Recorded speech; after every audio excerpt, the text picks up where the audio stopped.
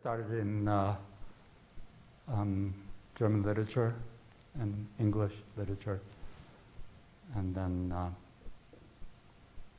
when I got to philosophy, I decided to go back to Germany, and I studied under Max Müller, who was a student of Heidegger's, and Wolfgang Stegmüller, who was a student of Carnap's. So I got those two parts, Heidegger, continental philosophy, the literary version, and then Carnap by Stegmüller was the more science, logic, mathematics-oriented part. But I wrote my dissertation on the continental side. And then when I came to this country, I first taught in a German department at the University of Illinois, and then I went to DePaul and was hired as a continental philosopher. From there, I went to Hawaii, and that was sort of the seminal time for my philosophy, because I met this really the most intelligent person I've ever met, John Winnie, who was just an outstanding, perhaps the best philosopher of science of his generation. And we became friends, and he just kept pushing me. And so I had to rethink everything that I had learned from Max Müller and Heidegger and people like that, from the standpoint of how do you make that agree with what the sciences tell us, and physics in particular. And at the time I had these vague notions that I would do something important, whatever that would be.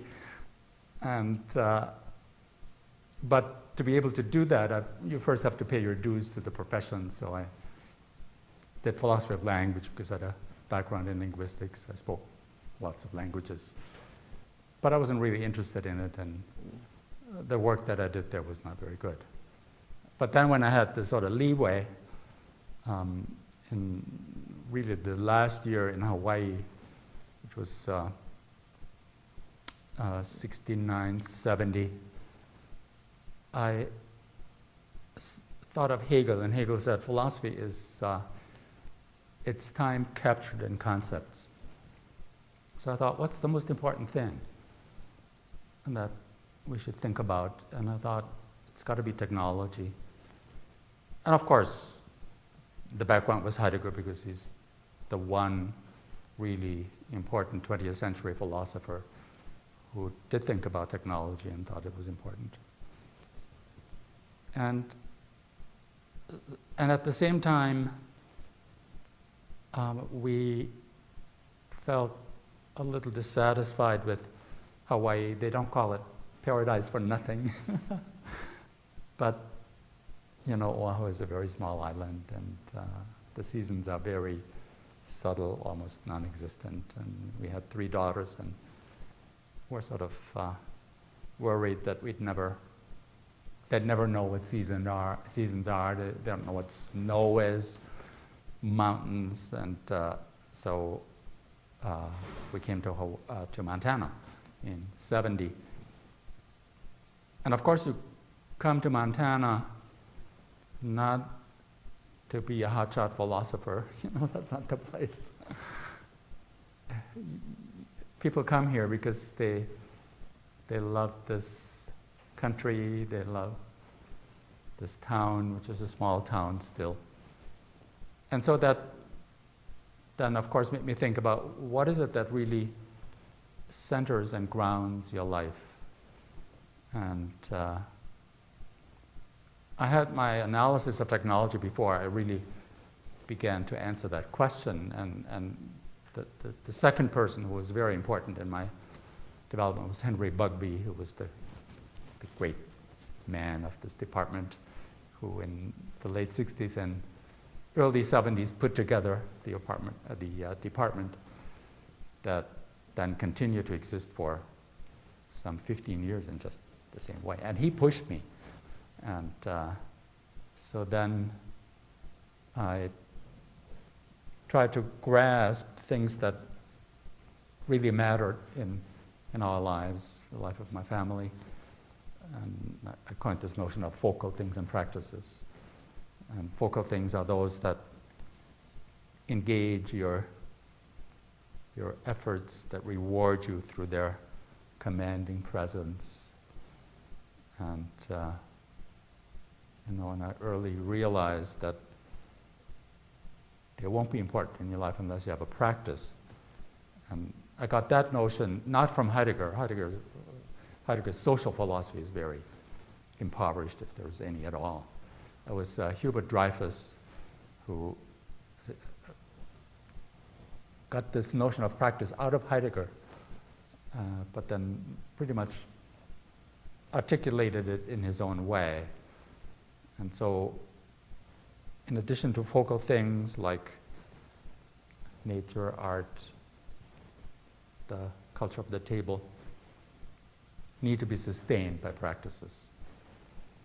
And so then, of course, it was a matter of joining these things in a way that where they would illuminate one another and not just sort of sit side by side.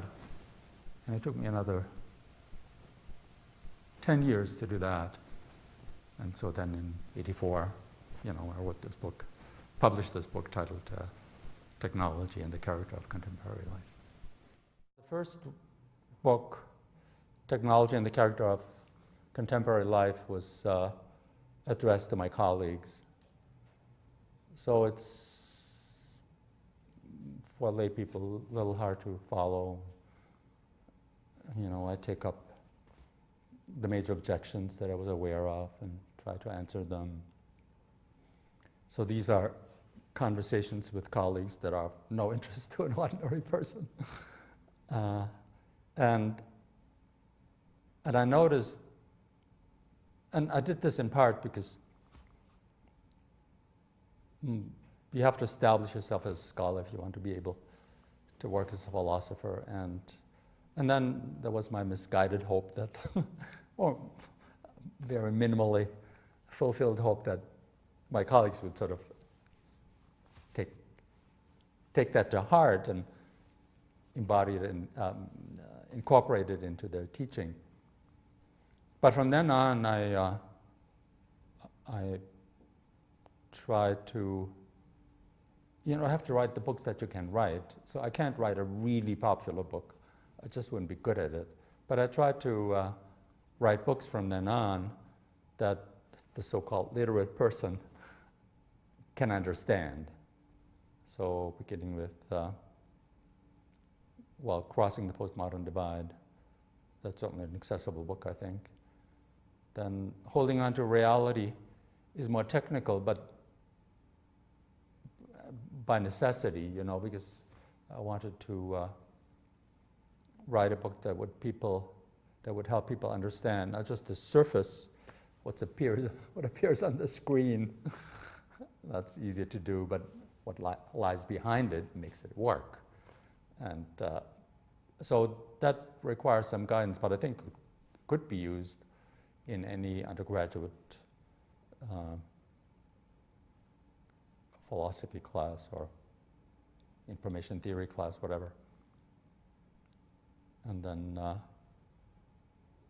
Power Failure is sort of a mixed book because I just drew things together that I had written about technology and Christianity. And then again, Real American Ethics is, I always try to give enough indication so that it's clear how what I'm saying could be extended to answer objections that would sort of leap to the mind of a critical philosopher. But I don't go into the details. My parents, in a sense, were pioneers in creating a way of life that combined being an intellectual, they both were, with traditions. And when I grew up, I grew up in in Germany during the Second World War and in the aftermath, there was just one place to get food. That was the dinner table. There was no fast food. I mean, we didn't know what chocolate was. My father would tell us about oranges, and we thought, I wonder what that is.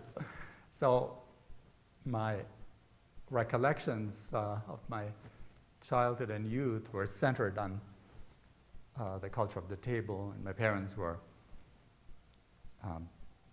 both parts of the Catholic intelligentsia of Freiburg, which is an eminently Catholic and intellectual town, and so the dinner conversations were always very active and interesting.